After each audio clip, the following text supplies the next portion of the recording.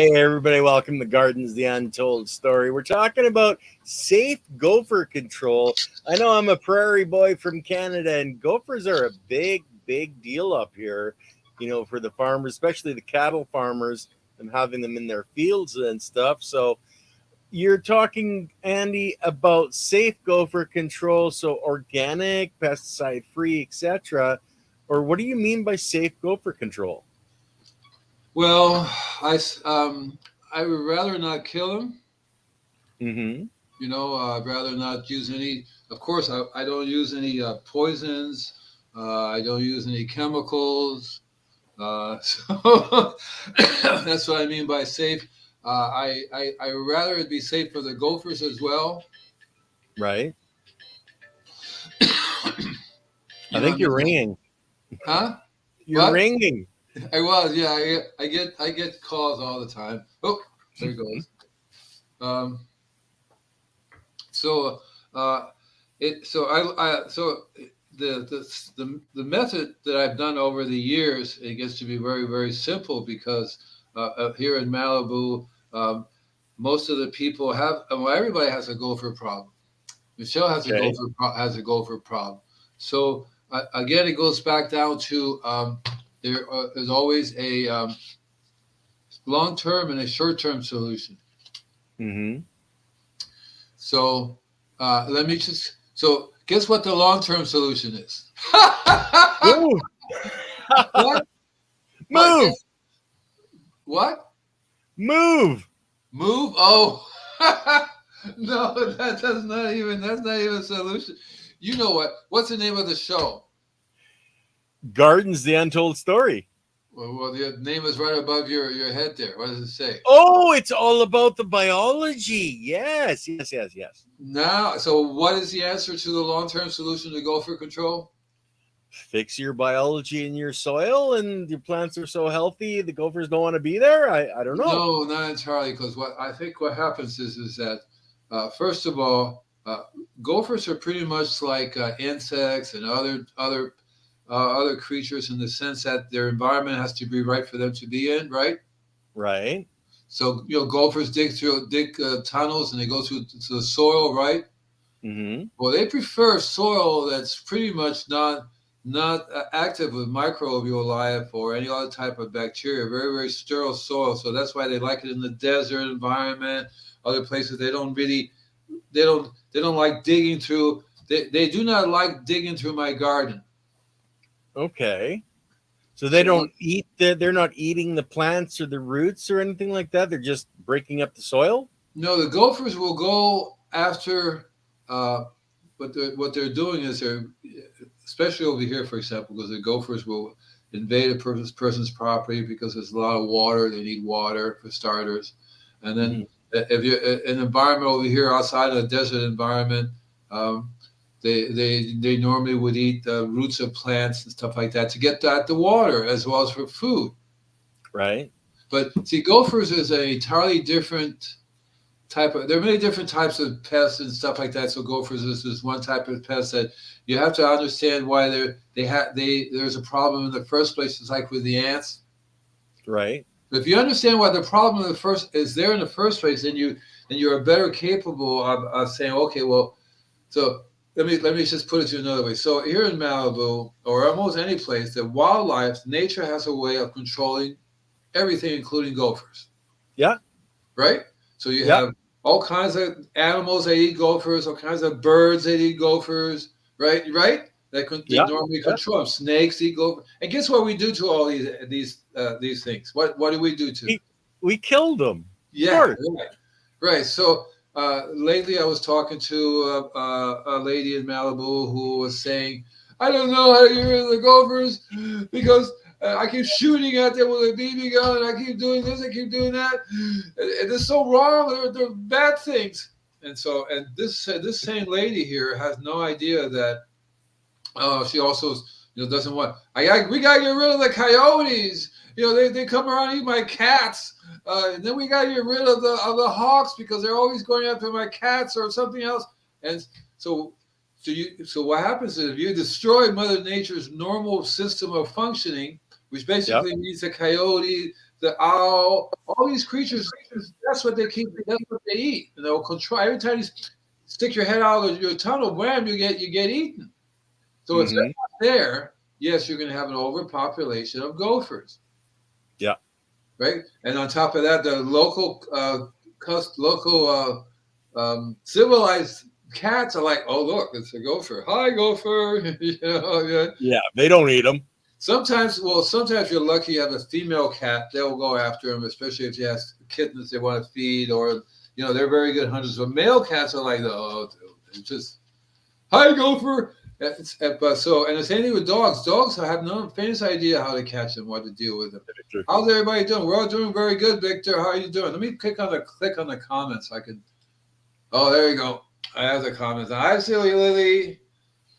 So the long-term solution, and when I talk about the biology, I really mean the ecosystem. Yeah, that's the long-term. And that's the biology in a grander sense, right? Rather than just in the soil, but the biology of the ecosystem. Animals are a part of the biology of the bigger system, right? Yeah. And so whenever the long term is to start the process of trying to have more of a relationship with nature, especially if you live in a city environment that's surrounded by nature. Like here in Malibu, I don't know about you in Canada, but in Malibu, there's LA is a city. Forget about that. There's nothing there other than blocks. But here, there's probably more trees and people. I think. Yeah. Something like that, right? You know what I'm saying? More animals than people, and more wide open spaces. You run into snakes, you run into coyote, you run into mountain lions, all kinds of stuff. And so those things we have to learn. We're not doing a very good job at existing with them. I read in the paper the other day this mountain lion P222 something like that got killed, because remember this all used to be their territory, so now they have to cross highways, they have to cross all these different things, and on top of that there are fences, and we have fences between Mexico and the United States. They have to somehow get on gliders to go over, and so then we also have they're in the old days, what killed the animals was the natural predators that we eat, and everything would be okay. But nowadays, we're the predators. As we're driving our car, we have more roadkills than ever before. There's billions, if not trillions, of animals dying every day on the road in the world, because we kill them. I read somewhere where they're letting people actually take the stuff off the road to cook and eat. So that, in other countries, why not? They were talking about deer they found on the road and so on. So we are not very good cohabitators with nature. So we want to take control instead of maintaining the balance. So one of the things, like for example, I don't know, every place is different. I know over here, one of the things I advocate is people having an owl, a couple of owl boxes, and having a couple of owls that live there. I also advocate having, like we live next to wildlife, so we shouldn't be using any poison that will kill the wildlife. A lot of people use rat poison, all kinds of poisons for gophers. That bird will come and take it back to their nest, give it to everybody, and they all die. Mm-hmm. See what I mean? So those things have to be stopped, but it's real, because it's real simple to stop what you're doing that's wrong and try to reestablish some type of balance in the environment. Mm-hmm. Oh, pretty good. Just got my 10 packs of heirloom seeds, volcanic silica, and 5 pounds potassium humates. I'm in the mail. Hey, Victor, cool. What are you going to do with all that stuff, man? Are you going to eat it? Because that's not good. Doesn't make good eating 5 pounds of potassium humates. But the heirloom seeds, I really dig the heirloom seeds. I have a whole seed bank myself. I'm often thinking that one of the things we could do on this show, we could show off some of my heirloom seeds from my seed bank, and maybe we can start some kind of seed trade thing going on. But anyway, but most owners don't have the luxury of having an ecosystem that they have animals. So so that's why you have an infestation here in Malibu of the gophers, and in LA, if the gophers make it into the city, they'll have a patch of land somewhere that they're, in Topanga, lots of places where they're. Exactly right. Your dog knows. Right. Your dog knows exactly what I'm talking about. And so, so they have to develop different techniques that work that will not without using poison. Because when I first started doing gopher treatments when I was a kid, I remember I would do things like put cayenne pepper down their tunnel. I don't know if I ever told you that, but one day a gopher stuck his head out all covered with cayenne pepper and I said, no, I'm not going to go into the torture business. And so, so what I did was I said, okay, so that what the gophers have in common, all gophers and lots of other creatures, their sense of smell, sense of sight, sense of smell. So I think sense of smell is probably more stronger to them than the sense of sight. They can probably smell you before they see you. Oh, probably, yeah. You know? So I figured, okay, it's smell. So what I started doing was repelling them through their sense of smell. That's when I started doing stuff. So I went to I decided, okay, what do gophers do not like to have in their tunnel? They only want to have gophers in their tunnel. They don't want to have humans in their tunnel. They don't want to have cats in it, right? So I figured they definitely don't want humans and cats and dogs in the tunnel. So I would go to I would see a pet announcement that we're giving haircuts, right? Bring your cats and your dogs to give them a haircut. And a lot of times in the veterinary place when they operate on a cat or something, they give them a real close, big haircut, so you have a lot of hair. And a lot of these pet stores, not only just the dog company, they bring cats to get groomed and cleaned up. A lot of the cat hair, and so I've learned. Okay, so I would take cat hair and shove it down into the gopher tunnels. Okay. Now I learned that cat hair works really, really well only during the summertime when the days and nights are hot, so the soil is hot. Because what it does, it decomposes the hair.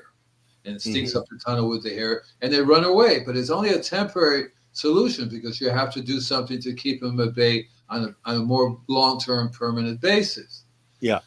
So what I think I have a book on how to control gophers naturally. It's up on the Amazon. I think that's the title of it. So there's a series of things you can do. Of course, you want to do the long-term things here. If you're lucky, like you have property, so you want to have a nice little ecosystem going on there. You want to have a couple of birds that live there.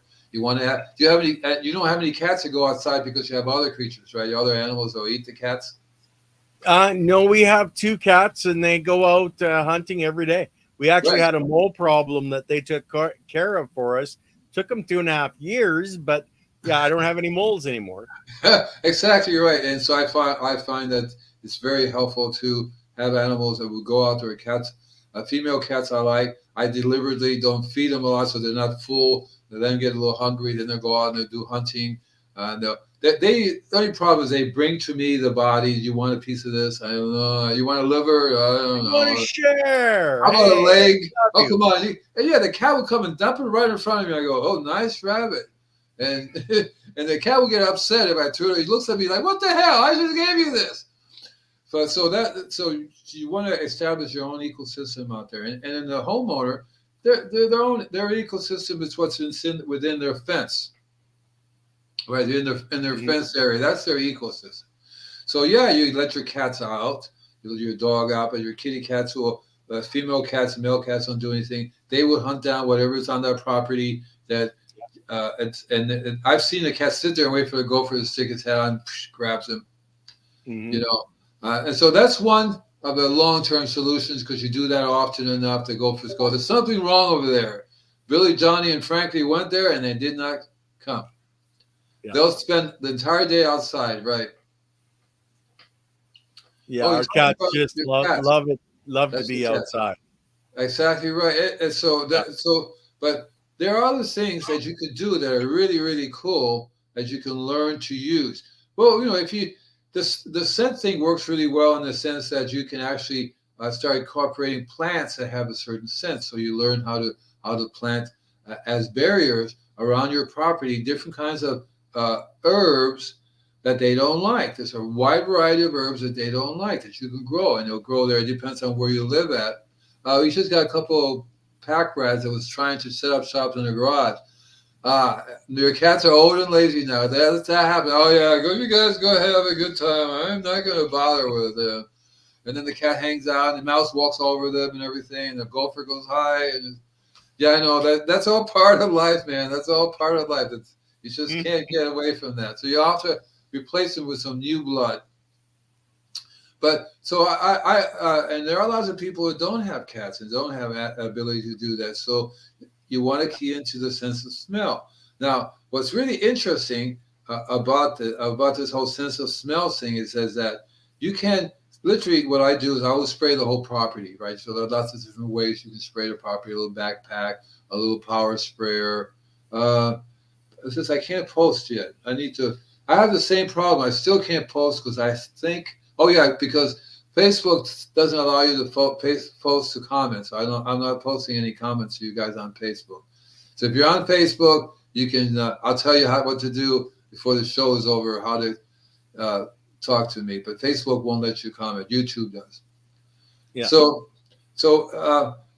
people will call me. They have gophers like in Venice and Santa Monica, even in Malibu. Malibu is ridiculous because people are living on the country, and these people are killing every living animal around. So they deserve to have gophers and other creatures. Is what I feel about that. I said, hey, no, I am not going to go out there and kill the gophers for you because you're an idiot. Anyway, sorry, Malibu. I didn't mean to say that. I did not say that, Malibu, or any other city. I'm drugged out right now. I took these drugs from the VA. They gave me drugs. I'll say anything. Okay, all right. But what was I saying about gophers and making it smell? Yes. Herbs. There are lots of varieties of herbs that you can grow, and I would give you. It depends on where you live at. You're going to have to find what will grow in your area. So I can tell you what grows here, for example. So one of the things I've learned to grow is called society garlic. Can you grow society garlic up there? I don't know. I don't. You would know if you could, but don't you have herbs and stuff? Oh yeah, we have. What time of year do you grow your garlic? Year round? Well, we planted in the fall for the spring, for it to come up in the spring, just like pretty much everywhere else in the world. Well, society garlic grows year round, unless I guess it grows in a place where it doesn't freeze with snow. That's what I would think. So over here it grows year round. It's called society garlic for a reason, because you crush it or run over a lawnmower, you are going to smell the garlic. Mm-hmm. Garlic happens to be one of those things that not too many creatures like. They don't like to eat it, and they don't want to smell it. Mm-hmm. So you plant them as a barrier. So this is one of the permanent things I do in Malibu for gopher control. I irritate the heck out of them from inside the property. So remember I was talking about spraying something that smells. I thought you were singing to them, Andy. Yeah, could you put Silly Lily's thing up there for me? Okay, hold on a second. I don't have a second tool for this stuff. Yeah. A terrible eyesight, but a well-developed sense of smell. That's why they hate strong scents like sage, rosemary, eucalyptus, lavender, and more. Who is this Silly Lily? She should be a co-host up here. She's really good. Really, really good. And that's right. They're very bad eyesight. They're like, who are you? But they can smell you a mile away. And if you can smell any of these things, cinnamon oil, mint oil, garlic oil, exactly right. And so what you want to do is there's so many different varieties that you can buy of these essential oils, for example. You can make your own oil from herbs. I have a bunch of herbs that are growing from citronella to you can talk sage, rosemary. So I have a customer that has lots of rosemaries and citronella plant, which I planted the citronella, and you just cut a little bit of it, boil some water, put them in there, let it sit for a while. Bang, bada boom, you got it, and you spray that. And lots of other things you could do with it. You can just soak. You can soak like cedar. Yeah, cedar is another one. You get cedar chips. But I would soak them in this thing, place them around so they last longer. But so you can get, and there's a company called Young, Young, and what they make is essential oils. Okay. And they may be called Young Life or Young something. I think it's Young. Okay. I don't know. And they make all kinds of really cool essential oils, but they make one thing called Thief, Theif, Thief oil. I don't know why they call it Thief Thieves. oil, Yeah. Thieves. Yeah. Thieves Yeah. oil. And Yeah. it's a really cool essential oil product that you can use. Now, I was talking to Michelle on my show Monday about ants. We had an ants show, and I was talking about what you can spray around the property, how you communicate with ants. One of them spraying around the property. You're going to have to watch the show, but I'm not telling you. But you have to. So what I did is spray the property with Dr. Bronner's soap. Dr. Bronner's soap is a young living essential oils. There you go. Exactly right. Young living essential oils. Very, very good company. I am not a distributor or anything like that, but yeah, they have. So the essential oils are wonderful selection you can choose from, but but the problem is, and here's the thing. Do you remember? You know who our friends that says, "Don't be a moron," right? Mr. Leighton Morrison. Yeah. Don't be Exactly a right. moron. Yeah. So when I first started doing this, I would tell people, okay, essential oils, wonderful. You know, you have eucalyptus. Yes, you have all these sources, and they are good, but they're so powerful. I'll give you an example: lavender. So doctors have discovered that essential oil of lavender, if a child gets exposed to that often enough, it changes their hormones. Literally changes their hormones. It affects their liver, their kidney, and that's because they're small. Small pets get the same thing. Cats will have the same problem, and then we will be affected too. And there are a bunch of all these essential oils are really should be done 1 drop in a gallon of water. Hey. Yeah. 1 drop in a gallon, and it should be warm water, because if you put a drop in a gallon of warm water, you will definitely smell that. That's just that one little drop. And if you can smell it, the creatures can smell it 10,000 times more. They could smell it a mile away. No way. And what it does is, as soon as it gets into their system, they definitely feel it. Mm-hmm. It definitely affects them. It affects their nervous system. So I stopped telling people about essential oils because I don't want them to be a moron and dump. Yeah. The lady says I dumped half a bottle in a gallon and it was really strong. I go, yeah, it was really strong. And it says, who told you to dump half? Well, I figured if a little bit was good, but some oils you can't use it now. Exactly right. There are lots of oils that way. They're very, very bad for horses, cats. I was using, I'm not going to give the name of the company, but it basically is an essential oil of citronella. No, of citrus. It's a citrus oil. It's a citrus oil concentrate. So they use it for a dissolving oil, or they use it in the kitchen cleaning, clean your car with, your brakes, stuff like that, because it really dissolves, but it's a concentrate. L-lanolene. It happens that L-lanolene is very bad for kitty cat's liver. Dana, yes, right. Let's get Dana on as a guest. Okay, Hi, Dana. You've just been invited to come on as a guest, Dana. So Diane. It's actually Diane. Diane, somebody's going to have to get a hold of you, okay? Because for some reason, Lily says she should be on as a guest, so I believe her. But Diane actually is a shaman. She does energy healing. She's too shy. She works with horses using energy healing, essential oils, etc. And she says, I'm too shy. What we can do is really simple. We don't have to show her face, just her voice. And then maybe we'll show her face up when she's not looking. I say, okay, look the other way, we show her face. And she sings. She's a hell of a good singer, too. I have the same problem with my co-host. He says, I don't like to be seen. I said, okay, well, we'll do the kind of YouTube stuff that doesn't show your face. Because I bet you Dana has a wonderful voice. And I bet you she's just a little shy. She's saying that because she knows she's not shy. But we should have her on. I mean,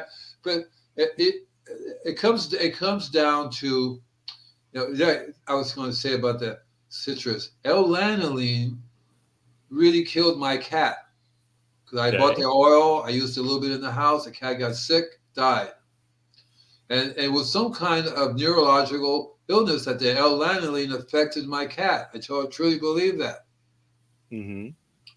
You know, it affected her liver or kidney. They're small little creatures. They're not really giant big things, you know, so they're right there with it.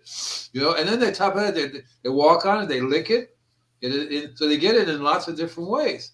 And horses, animals, almost all the creatures, you have to be real, and humans too. It does affect babies and us humans, big giant males and females, big things. We can go through all kinds of stuff. The liver falls off, everything falls off. I'm fine, I'm okay. One leg, and I'm okay. You know what I mean? And we're used to going to the doctor, they're giving you more drugs. You're probably on so many drugs that wasn't is going to affect you. But people like me who do not take drugs, because I got dizzy a couple of times, using just a little bit. So I said, no, I think there has to be a better way. So I would use these essential oils for the purpose that they were intended for, was for healing. Yeah, and I want to point out what Chad's saying here. Exactly right. Goes to show, do your research. Organic items can still be toxic. Oh yeah, damn right they can. I learned that the hard way. I learned that the hard way because there's so many things that are in the organic world. I'll give you another example. Okay, so when I first started doing this, I studied the old farmers, and the farmers in the old country, what they would do to make their own pest control, they would make their own soap, for example. But they would take tobacco and not only make their own, grow their own tobacco, but they would get it for smoking, for chewing, but they would make it for pest control. But the tobacco and nicotine is toxic. Yeah. It's toxic. So they used to sell this nicotine bottle. It's called nicotine. It's a little tiny bottle like that. You take a drop in water and it'll kill any bug it's sprayed on, any bug at all, and I would say any type of insect would be grasshopper. They're all just, but they put it off the market because you absorb it through your skin. Yeah. And if you're already smoking cigarettes, you already have a lot of nicotine. Big deal. So you get it through your skin, you're just going to get more nicotine. Yes, silly. For over 30 years. Well, why don't you two, Lily, come on? You and Dana come on as a guest sometime. Because I think you're a very smart lady, too. And you should at least, I know she is. Yeah, she should. We can do it like all of us, and a picture of all of us have a group. I think that would be really cool. But when I started using it, see, I don't want to be around people who smoke cigarettes. I don't want, cigarettes is so bad. There's five. I think they call it 5-hand smoke. You know what that is? 5-hand smoke. It's in 5 different hands. No. So first-hand smoke is that when you're actually smoking it yourself. Okay. Yeah. Right. Second-hand smoke is when you're standing next to the guy who's smoking. Right. Third-hand smoke is when you're a little bit away, so you're maybe a half a block or maybe a few feet away, not directly. Fourth-hand smoke would be you're a couple of blocks away. Fifth-hand smoke is where everybody's gone. You come back the next day, you sit down. That's fifth-hand smoke because the nicotine is everywhere. I don't know. That's kind of sounds like smog in California. So you wouldn't know which smoke is the smoke. That's the real reason why they a lot of places ban smoking in public places. They say, well, nobody here, but you leave, and then somebody comes and sit down. Wham! They're gonna get it. As soon as they touch anything, they're gonna get it. Yo to the Yodi, amen. Om Shanti, Om Shanti.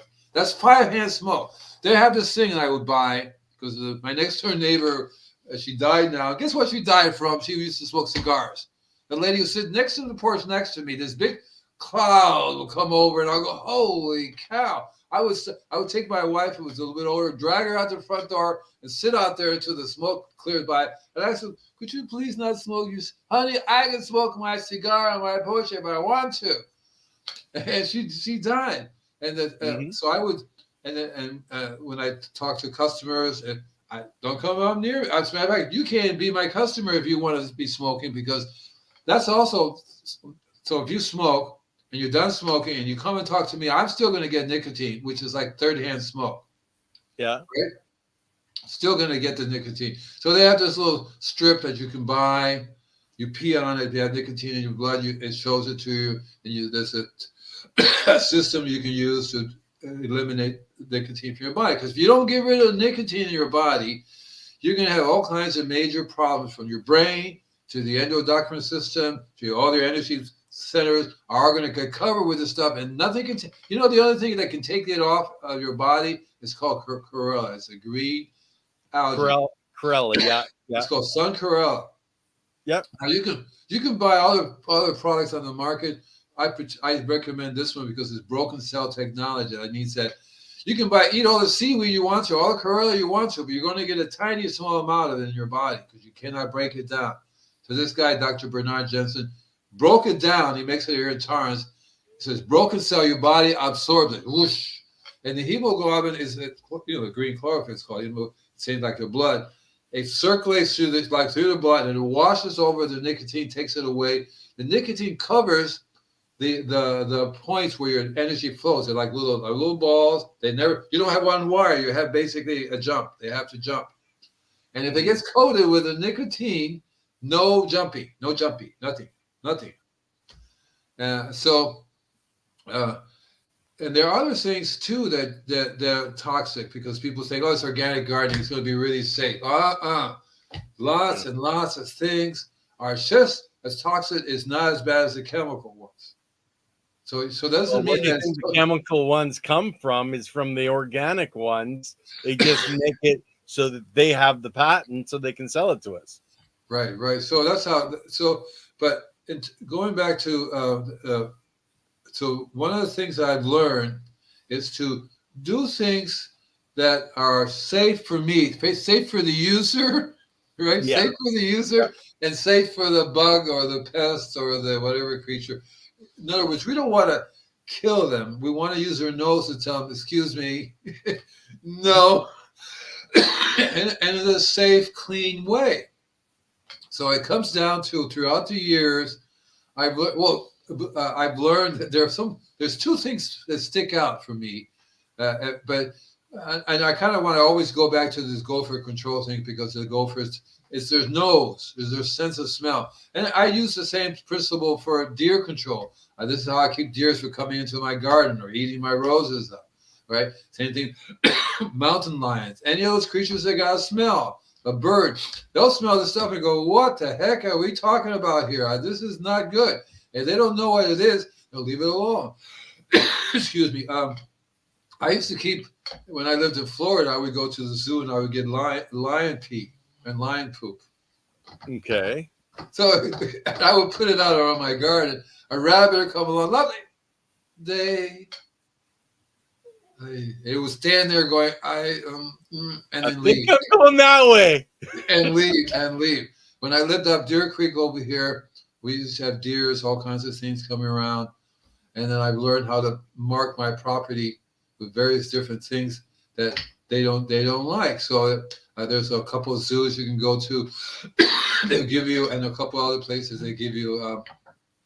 So one of the things that they do not know is elephant. Okay. Elephant, because whenever the circus comes in town, I would get the circus poop, put that around my property. And they have no idea what an elephant is. And if they don't know what it is, say, I'm out of here. I'm not interested. Yeah. And following the same philosophy. So what I don't know if I've ever talked about cold brew coffee. Yeah. Oh yeah. Yeah. Well, coffee is one of those things where, the caffeine smells good for us, but a lot of creatures and other beings go, no.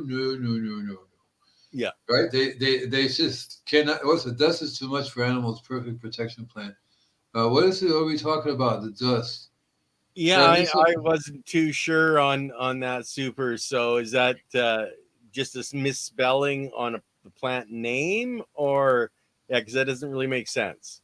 The dust is too much for animals. Perfect protection plant. Yeah. I think, bro, maybe you may want to not take another hit. maybe it might be a good Put the idea. bong down. Put the bong down. So the Gophers. So I'm gonna go. I'm not gonna skip to the end because there is a really cool, easy way to do a long-term protection that I've learned here. That means you're gonna have to learn something similar there. But Tobacco dust. yeah, Is what he was talking about. tobacco does. Yeah, you have to be real careful with tobacco because it's really well. See, here's the thing. So you can buy tobacco from the Native American Indians, totally clean, will not give you cancer. Okay, so you don't get cancer from the tobacco. You don't get cancer from the nicotine. You get cancer from the 76 different chemicals they put in the tobacco and the 70-something different chemicals they put in the filter, and not to mention the 80-something chemicals they put in the paper. That is what you get cancer from. The tobacco, so I think it's called natural tobacco or native Indian. They sell it by the leaf. You can buy it by the leaf, or of course already chopped up for you.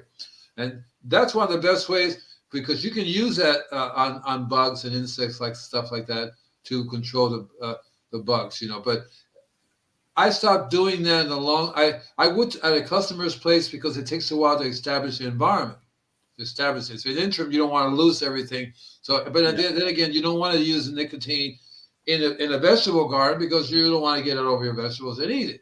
So you maybe want to use, and it doesn't really work on gophers because they love chewy tobacco, which I did once. I threw a thing of chewy tobacco in there. The gopher came out and, well, this is really good. Yeah, I like They get the flavored stuff next time. Yeah, and it's like, oh damn, I guess that's not going to stop him, But so the garlic is an amazing tool to use once you learn how to spray it, because you can literally inject it into the gopher tunnels and stink up the tunnels. It takes a long time to get rid of the garlic smell. And then the cold brew coffee works wonders too. But also what works really, really well, and it's really funny if you ever start using it, are the coffee beans themselves. The coffee are just the straight bean or beans. crushed, ground? No, coffee beans. So you go to the store, you buy like 10 pounds of coffee, vanilla coffee. Preferably organic, but it doesn't really matter. Does it have to be vanilla? Vanilla is the one that I found. Vanilla is a toxic to most insects, gophers, lower animals. Vanilla, but it's also the caffeine, because the caffeine does not kill them. They can smell the caffeine. They may even chew on it, get some energy out of it. Caffeine is actually very good for earthworms. Earthworms love it, get some energy. So it doesn't really. It depends on the creature. Snails do not like caffeine. It kills them. If you start putting coffee grinds in the soil, it'll kill the eggs. It'll kill the snails. It gives them a little minor heart attack. Those creatures are used to going, well, I'm going to have to go now. See you later. And it's like, you ever seen a snail? It's like, I'm leaving. And it's like, I'm going now. It's really, really slow. And if you give them something that beats up their little heartbeat, oh my God. And most creatures, that's how it affects rabbits, birds, when their little heartbeat starts going, what the heck what's going on, right? Especially insects. They don't like that thing happening to them. Okay. So the beans, so I use vanilla, but I'm pretty sure that they have all kinds of other flavors that they add to them, different types of coffee. What you want is something that has a really strong smell. And then different brands have different smells. So you want to give it a try. But the beans, what you do is not only do you put the beans into the tunnel, you sprinkle beans all over the area. So when they pop their little head out, that's the first thing they'll smell. And the beans will last 30 days to 60 days easy smelling. Right, and there's some advantage. Mom is back home now and living with the mineral dense nutrition of the garden. Tours and corn grown organically with no information, with two information from Zola Biology. Thanks for everything. Oh, cool. I mean, so I think we're helping this person out. And mom. And my mom just got back from the hospital, so that's perfect. Oh, Fantastic. great. So, so one of the advantages of sprinkling, of using coffee grinds, coffee beans. The coffee beans is kind of cool because when the juice get watered, you end up putting coffee in the ground. Mm-hmm.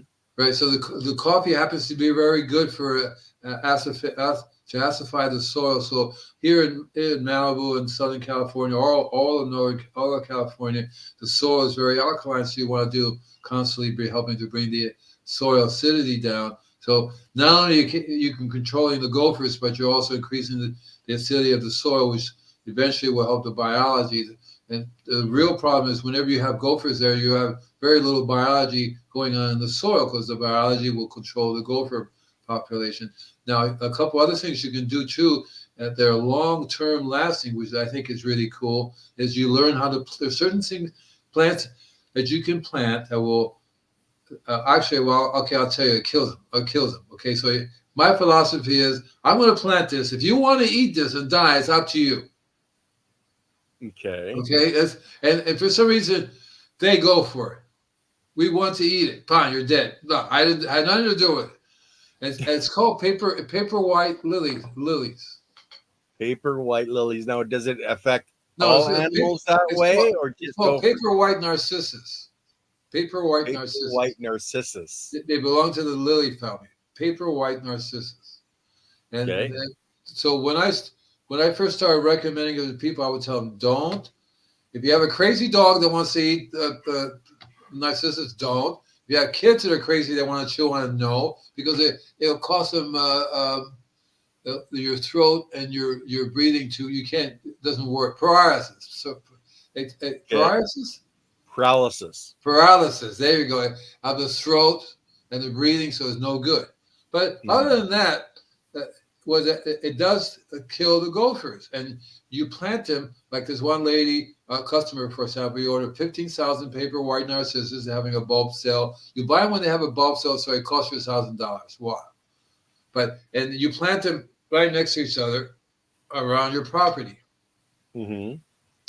And so, and then the idea is that once they start getting roots and get deeper, they have to, either the gopher is, they don't go under, they don't go over, they try to go through.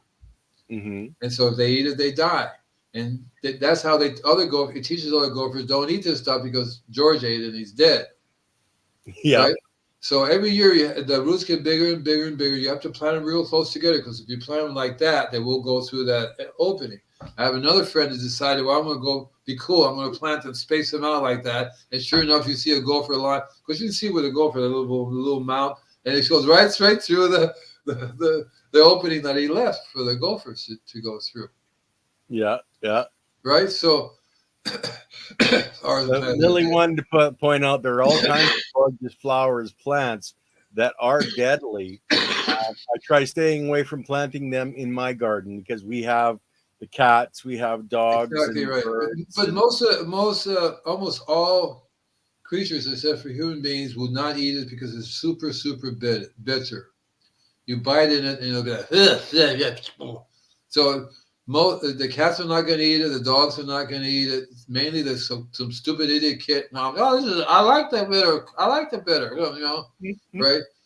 So that, and also too, they produce a white milky substance that you can get in your eyes, which would be a no-no. And I've had them in my garden, but I always tell people, I never really had any idiots that decide they want to chew on it. My dogs never would. There's no reason why they wouldn't think of it, but if they decided they want to chew on it, it'd be so bitter they would not get very much done. Dogs eating your socks and your socks are probably pretty noxious there, Chad. Yeah, exactly right. That's another thing. They're just saying they love you. Yeah. Oh, look, this is Daddy's socks. Oh boy. I don't know if they actually eat it, chew it, and eat it, but maybe they definitely chew it and they have a good time. My cat loves all my clothing. She's always on top of stuff, moving around. I get a hole in my sock. I just tie it up in a knot and throw it down. The dogs play with them for hours. Speaking of socks, that's one of the things you could do. What I did was to hang. So I would get a customer has some really bad deer problems. So I brought some dirty socks that I didn't wash. I hung them up around. No more deer problem. Yeah. You see, How and long so did that generally last? Like, a few rainstorms or what? it'll last for quite a while. It depends on the environment. Depends on if it's raining, how much sprinklers is on them all the time, or if the lady takes them out and washes them and hangs them up again. No, you're not supposed to wash them. But there are lots of products on the market that follow that principle. There's one particular one, I forget the name of it, but basically what it is cayenne pepper in a little tiny tube with a clip on. So you clip it on, and it produces a smell, and it also releases a little bit of cayenne pepper. A deer will go up to it. Oh boy, I think I gotta go now. That's what happens. They'll take a sniff and a little cayenne pepper in their nose, and you see the deer go. I'm out of here. He starts talking German. It's like, but so those are the two things. So that planting the paper white narcissus works in a really great. I've had customers who've had it for quite a few years now, and not a single gopher on their property, and they're surrounded by gopher heaven out there in Neverland, but the gophers can't go through this tunnel. And it's the same thing with society garlic. They smell like garlic. I used to tell people that a gopher come and chew on the bulb. It won't kill him but when he goes, honey, I'm home, smelling like garlic, she'll kick him out. The wife will kill him. Yeah, the wife will kill him, right? The wife will get rid of him. But it does deter him. So the point is, you want to be able to do something. And so there's another product that I've been growing here in Southern California. It's called Curripia, Kuripa, and it's actually a native grass for California. And as to planting in other states, I don't know how they would, if you can transfer it from one state to another. You can't buy seeds from. Sorry, I'll try. Hurt yourself. I'll try to behave. But the point it would be to find something native that grows in your state, and experiment with them, because usually gophers will not like digging through them. Mm-hmm. You'll find, and any of the paper white narcissus will grow in lots of different states. So you can buy paper white narcissus and have them shipped to your place. I will go to a nursery and see what variety of paper white narcissus or what variety of narcissus grow in my state. You'll find, but the rule is all of them are toxic. Now, are these an annual or a perennial, Andy? They over here they come up and they stay up for about maybe 6 months, 7 months, and they're perennials where they keep coming up again. They won't die off, and that's why the older they are, the better. Every year you get more and more because they expand, right? That's what bulbs do basically. There's just stay, even onions will tend to have more and more onions if you leave them alone, right? So you have to find the type of bulb that you can grow in your place. Now tulips. So what I would do is just get whatever bulbs grow there and plant them as a barrier around your property. Put a drip line down, plant them right along the drip line. So what I would do is make a little trench, maybe that deep, that wide, right?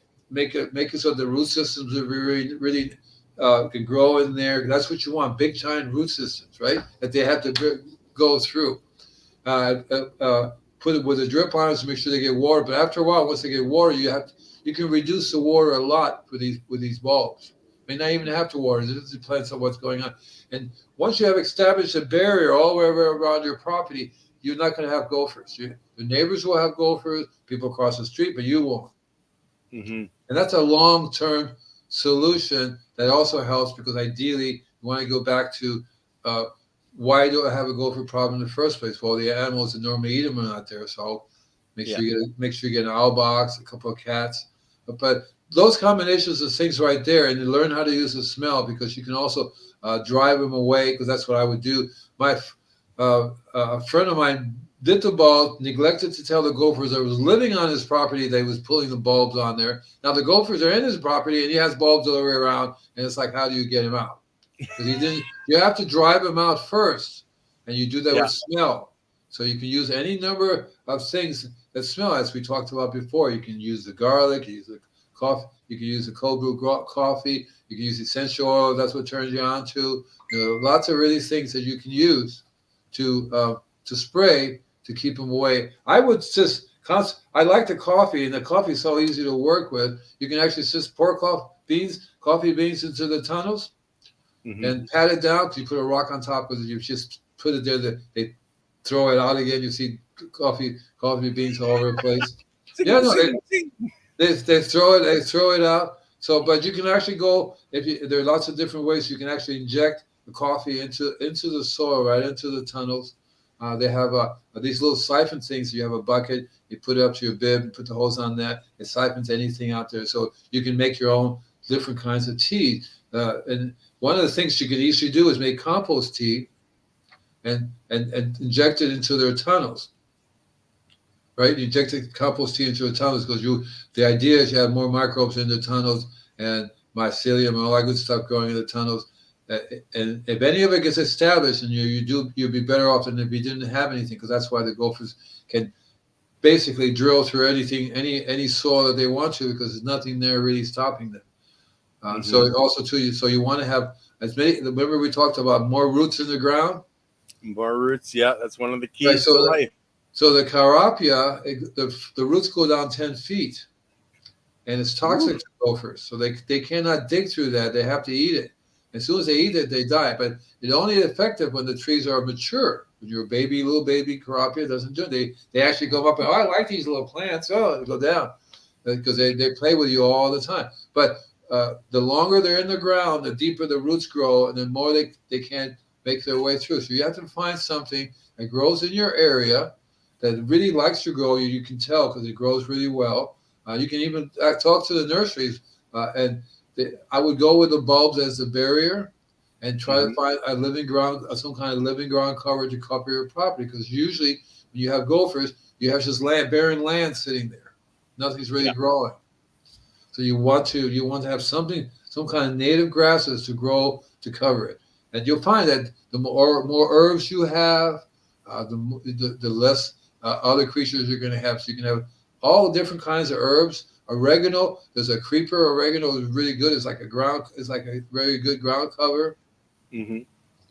Right. You also have all the basic herbs that you can think of.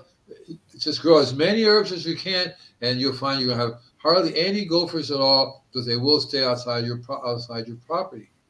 And that to me is a win-win, because you're not hurting the animals, right? You're not hurting any secondary animals, whether it be birds or coyotes that will happen to eat these creatures, and you're giving them food back. You should stay out there to be eaten by these guys rather than come over here and try to eat our cat, right? Yeah. So that to me is a win-win, because that's what you want to do. You want to teach people how to do things that actually benefits everybody in the long run. That's what you want to do. You want to be able to do that. Oh, exactly right. And that's what I've been saying. Your dog. And so that's important to me. And it's a tough one, because people don't relate to gophers as a living being, as an intelligent living being. And so if you do that, you say, okay, buddy, it's not your fault that you're coming over here, because I made it real easy for you. I made it, and you're going to come over here and see what's going on. You're going to come over here to eat the food. It's my fault that you're having a hard time getting the food you need as it is. And so if you do that approach and you try not to kill anything, I saw a movie the other day, and the guy said, we're not going to kill today. Oh, I know it was Captain Kirk. Oh. Captain Kirk just said, we're not going to kill today. See, so that's really very, very good in the long term too. You'll find that you're going to have, because the more gophers you kill doesn't necessarily mean you got to solve your problem. You're going to have more gophers. Well, I know that the farmers in our area, they used to pay us to go out as kids with our 22s and kill gophers, to protect the cattle from breaking their legs in gopher holes.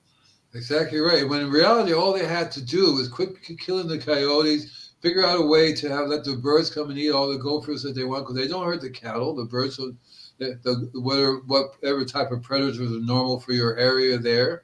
And then on top of that, you can learn how to use. Well, sound also works really good, but what happens is sound actually attracts them. You can buy these things that make a noise. It's supposed to get rid of your gophers, but in reality, they attract them. And when the gophers want to have babies, they have them where the sound is at, because it puts them to sleep. Everybody has a good time with a little gopher sound, right? And you know how they go, bzz, bzz, bzz, bzz, bzz. Oh, go to sleep, Charlie. Enjoy your gopher sound. So I know somebody that when I had the mole problem, I was searching for different methodologies to get rid of them. Somebody literally put a speaker underground and played Celine Dion and got rid of all their moles. right. So the sound is very. So what I used to do is get a speaker, just lay it on the ground, boom, boom. You get to throughout this thing. It works to a certain degree, but they will come back once they realize, oh, it's gone. Is it over with? Okay, great.